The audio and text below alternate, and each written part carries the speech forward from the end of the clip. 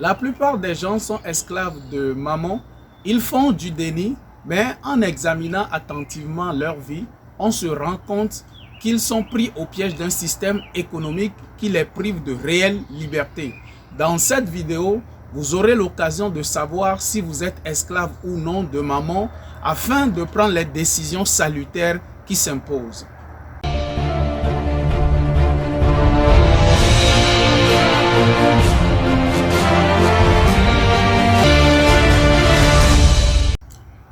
La grande majorité des gens vivent bloqués dans leur routine au jour le jour. Ils se réveillent généralement le matin et vont au travail. Après une journée fatigante de travail, ils reviennent à leur domicile, mais n'ont plus le temps pour leurs loisirs. Ils ne disposent plus de temps pour leur famille.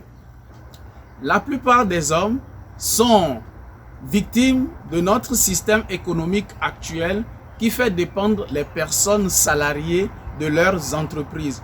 Les gens sont dépendants de leur salaire et de leurs employeurs. Ils sont devenus esclaves du salariat. Ils louent leur force de travail au quotidien pour survivre. Du lundi jusqu'au vendredi, ils triment dur pour gagner un salaire. Ils travaillent encore et encore, jour après jour, année après année, jusqu'à ce que le système décide un jour qu'ils ne sont plus utiles, étant devenus vieillissants et fatigués. Puis, il les envoie immédiatement à la retraite, d'où plusieurs retraités trépassent rapidement, car ne voyant plus de sens pour leur vie. Ils se rendent compte trop tard qu'ils ont littéralement vendu le temps de leur vie pour un salaire qui est juste minable. Ils réalisent trop tard qu'ils ont manqué le but de leur vie. Quand un système vous possède à ce point que vous êtes obligé de travailler pour lui, vous êtes bien esclave de ce système. Et c'est justement contre ce système d'asservissement que Jésus nous met en garde lorsqu'il dit en Matthieu 6, verset 24, « Nul ne peut servir deux maîtres, car ou il haïra l'un et aimera l'autre, ou il s'attachera à l'un et méprisera l'autre. Vous ne pouvez servir Dieu et mammon. » La plupart des chrétiens sautent allègrement ce verset car ils pensent qu'ils ne peuvent pas être possédés par l'argent, d'autant plus qu'ils ne possèdent eux-mêmes que très peu d'argent. Or, le simple fait de ne pas avoir beaucoup d'argent ne signifie pas qu'on ne peut pas être possédé par l'argent.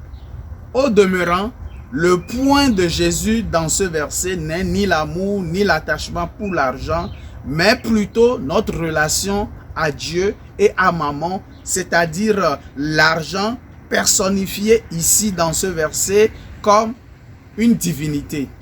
Jésus nous parle dans ce verset de l'impossibilité de nous mettre sous l'autorité à la fois de deux seigneurs que tout oppose. Nous ne pouvons pas être sous le contrôle du Dieu de Jésus-Christ et de Mammon, le Dieu argent, en même temps.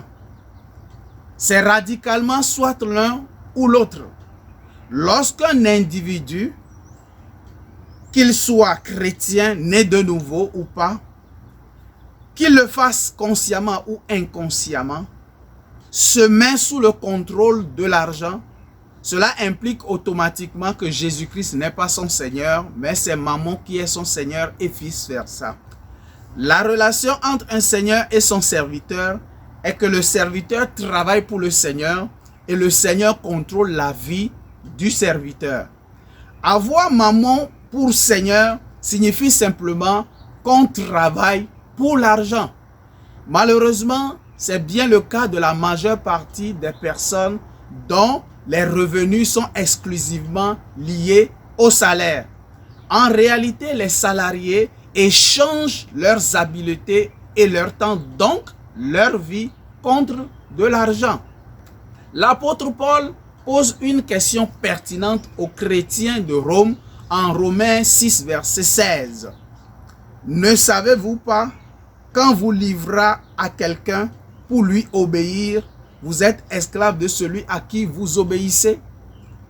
Si vous occupez un emploi essentiellement à cause de l'argent, c'est un signe que vous êtes contrôlé par le Dieu argent. Si ce qui vous motive à vous réveiller le matin pour aller travailler, c'est le salaire, il est fort probable que vous êtes sous la domination de maman. Mais si vous êtes motivé par le désir d'aller accomplir la volonté de Dieu pour votre vie, alors là, c'est Jésus-Christ qui est votre Seigneur.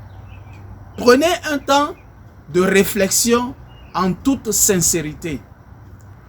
Aucun type de travail n'est destiné à gagner de l'argent, mais à accomplir notre appel. L'argent vient ensuite comme récompense du travail, mais notre motivation première, le désir de notre cœur devrait être de servir Dieu et de le glorifier. Vous devez travailler, vous devez aller au travail, non pour un salaire, mais pour votre appel et pour la gloire de Dieu. En fait, le système maman a perverti le sens initial du travail. Dieu a créé lui-même le travail avant même la chute de l'humanité. En Genèse 2, verset 15, il est dit que l'Éternel Dieu prit l'homme et le plaça dans le jardin d'Éden pour le cultiver et pour le garder. Cultiver le jardin implique de le travailler pour le valoriser, et garder le jardin signifie le surveiller. Dieu n'a pas créé le travail comme source d'argent pour la survie. Adam et Ève n'avaient besoin de rien qui nécessiterait qu'ils travaillent durement. Ils avaient tout à leur disposition. Il y avait les fruits, les légumes, les volailles, les poissons, les viandes, etc. Ils n'avaient pas besoin d'acheter d'habits car la gloire de Dieu était leur vêtement. Le travail était pour eux un moyen de découvrir la nature créative de Dieu en eux. Le travail était pour eux un moyen de se découvrir en tant qu'image du Dieu créateur. Le but réel du travail est de découvrir les dons et les talents que Dieu a déposés en nous et de les utiliser pour maximiser notre potentiel de manière à glorifier Dieu dans ce monde. Les chrétiens en particulier devraient aller au travail dans l'unique but d'étendre le royaume de Dieu et sa justice dans la sphère de vie où ils sont appelés. Nous sommes censés être les ambassadeurs de Dieu dans nos milieux de vie. Tout travail devrait être un service à Dieu, un moyen d'étendre son royaume sur la terre. Si vous évitez de témoigner de Jésus-Christ à vos collègues de travail, juste parce que vous avez peur de perdre votre emploi, c'est un signe que vous êtes déjà tombé dans le piège du système maman. Dans mes 2 prochaines vidéos, je vais vous suggérer 2 voies simples pour vous libérer de l'esclavage de maman afin d'accomplir votre destinée. Je vous invite donc à vous abonner à notre chaîne YouTube et d'activer la petite cloche de notification. À très bientôt.